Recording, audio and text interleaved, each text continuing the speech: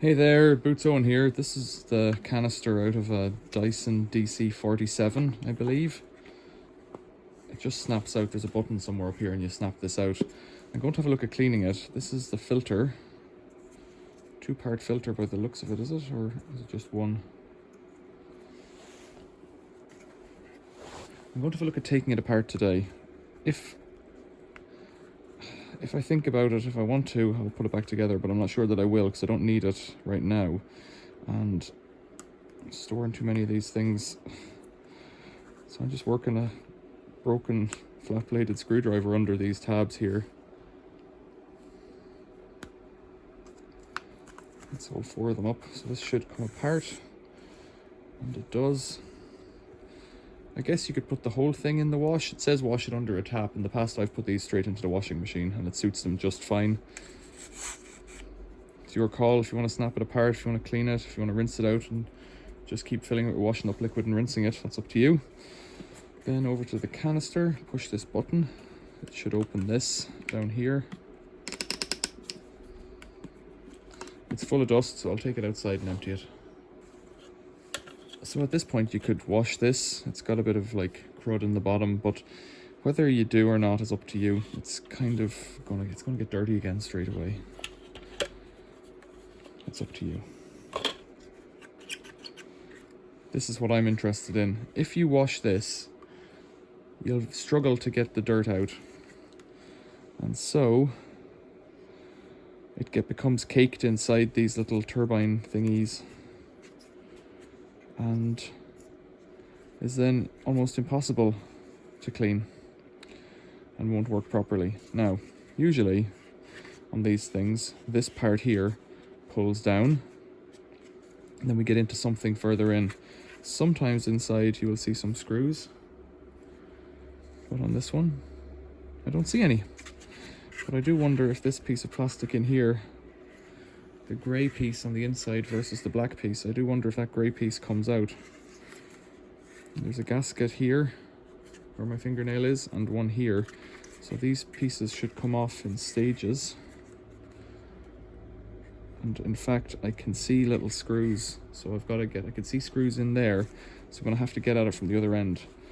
So I'm not worried about this piece, as I said, so if I break it, it doesn't matter. What we can do is just get a pliers and pull down. That's not lifting it. It's snapped on here somewhere. The issue with these things is they're very difficult to make a clean job of it. So I'm going to try and get in somewhere with a screwdriver. Somewhere like this between the red and the grey, like that. That's it. But you risk damaging it. And work the screwdriver the whole way around. Depending on the model you're working with, it might be worth keeping a screwdriver tucked in at one end.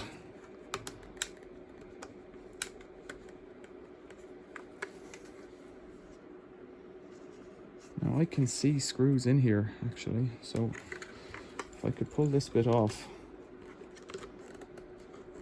I think I will be able to once it's snapped off. Yeah, if you heat up all the plastic that you're going to work on, so if I was running a hairdryer along here, it would heat it up, and then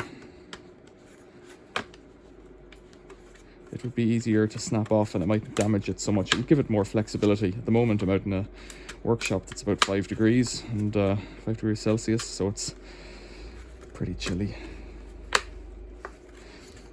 I don't know what I'm snapping it off yet, but I'll see once I get in. It seems to be popping or snapping into something. There we go. Okay. So yeah, there's a series of clips all the way around that you have to snap off. That can be washed straight away, washing up liquid gently. Don't damage the gauze, keeps hair out and stuff. There is actually some damage to that already. Now I don't think I caused that, but there you go. In here there is an abundance of teeny tiny screws, so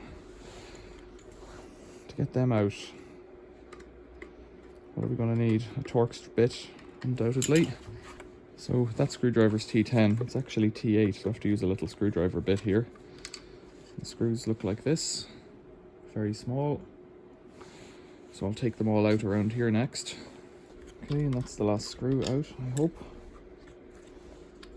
Now, does this just pull off, or yeah, so this piece here just pulls out, and there's a rubber gasket in there, some kind of sponge, and you could give that a wash. You could pull off the gasket probably, but if you pull it off, it is very difficult to get back on, so bear that in mind. Again, wash it in soapy water. In here I can see more screws, one at least in there.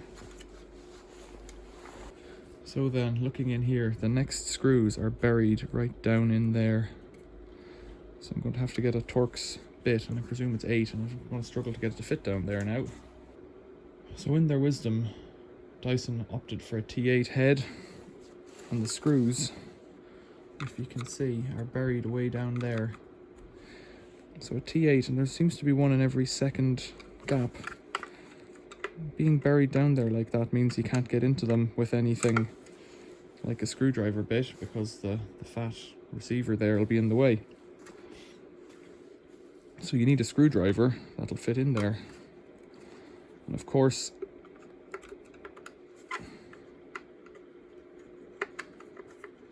they don't really sell them in the part of the kits, so I don't have one. And sometimes you get a Torx bit like this, but this set only goes down to T10, which is also no good. So I've got a flat bladed screwdriver.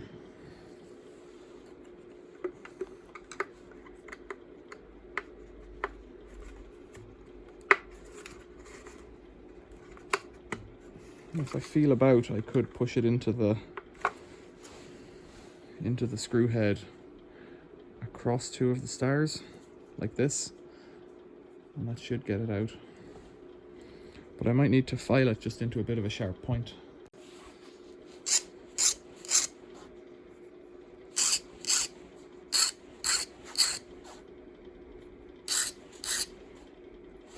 This is just to help it get into the Torx head. It's quite difficult because you can't really see what you're at.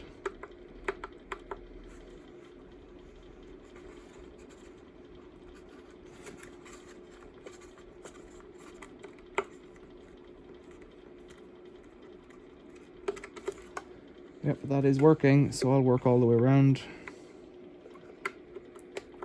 Wiggle it, fit it in. T8 would be just easier. And then I'm putting a lot of pressure on to keep it into the screw head. I'll finish up here. So that's what the screws look like. They're longer than the other ones, and they do take a bit of force to get out. If you had the correct screwdriver, I think it'd be easier. So let's take off what we can see. That rubber ring comes off. Now I think it should separate around this gasket here.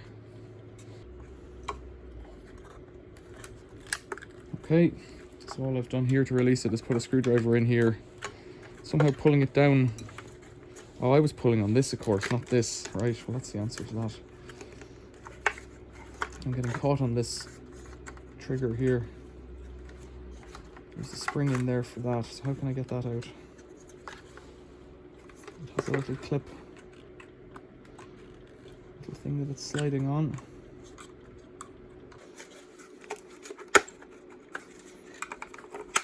Just have to snap it out and up.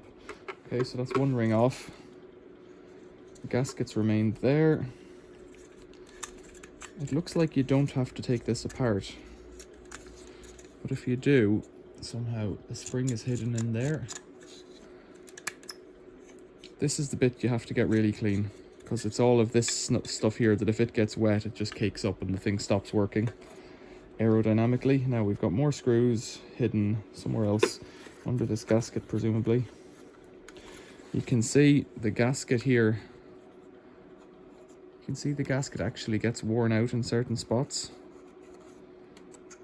So whether you can get replacement gaskets, I don't know, but I would seriously doubt it. Because I don't know that anybody would ever bother going this far into such a device. Now does this white ring come out as well? So that snaps out as well, that white ring. If it appears to you that I don't know what I'm doing, you are absolutely right. Now there's another ring of screws, every second hole. Again, as before. Now I think this thing here should snap out, but I also wonder if it's part of this or bonded, so we'll see Yeah, it appears to be bonded with some kind of black sticky something there. It's not sticky anymore, but it looks like it's plastic weld compound of some description. So then if I take this last ring of screws off, I presume that just holds on the top cap, but it's necessary to clean it out too. Right, I'll do that and return. Just so you can see what I'm doing, I'm wiggling the screwdriver to get it in there, and then really putting a lot of force on it. And if I had a much longer handled screwdriver, it would be better, but typically they make the small blades with the small handles, so you're in this limbo. We are nearly there, a few more to go.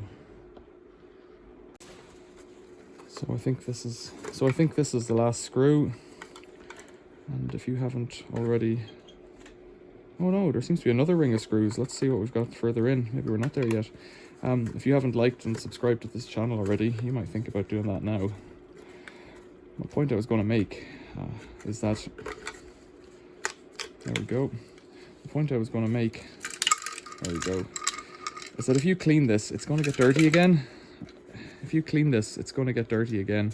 And I know that sounds like a bit of a cop-out, but for some reason, anytime I've taken one of these apart a second time, they're just as dirty after a few goes. So you can do with that as you wish. I thought there was another ring of screws, but there isn't. There's just this fellow here.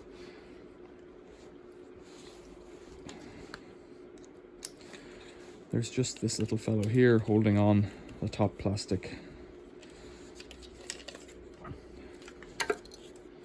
Again, there's another gasket in there and another ring of plastic.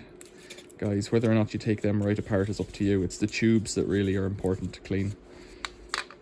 Like in here, this bit here, and you need a bottle brush to get in and come in from the top of the cone to do it justice. But I'm sure you will, if you're so inclined. All you do, give it a good scrub, washing up liquid and a brush or a sponge. Get into every hole, make sure it is completely clean, and then leave it to dry until it is completely dry. Because if it dust hits water, it'll stick to it. So it needs to be completely dry. Put it by a fire or on a radiator overnight until you're sure it's completely clean, and then put it back together again. And it should just snap back together again. It always sounds very easy, but that is what should happen. This one has been particularly easy to get apart because it's mostly screws, only one set of clips. The other thing that might be worth doing is, before you take it apart, just put a mark with a little pen or something. That'll rub off later on, but not while you're washing it, to show you where to put the handle. I don't know if the handle lined up with the switch, with the clicker, trigger, what you call it, but this has to line up here, so that's easy to remember. Some of them, top maybe, I don't know if it goes on this way or through 90 degrees or through 180 degrees, I don't know. So you could do with that information as you will. Questions or comments, leave them below. Like and subscribe if you haven't already. Thanks for watching. Hope this video was helpful. See you later.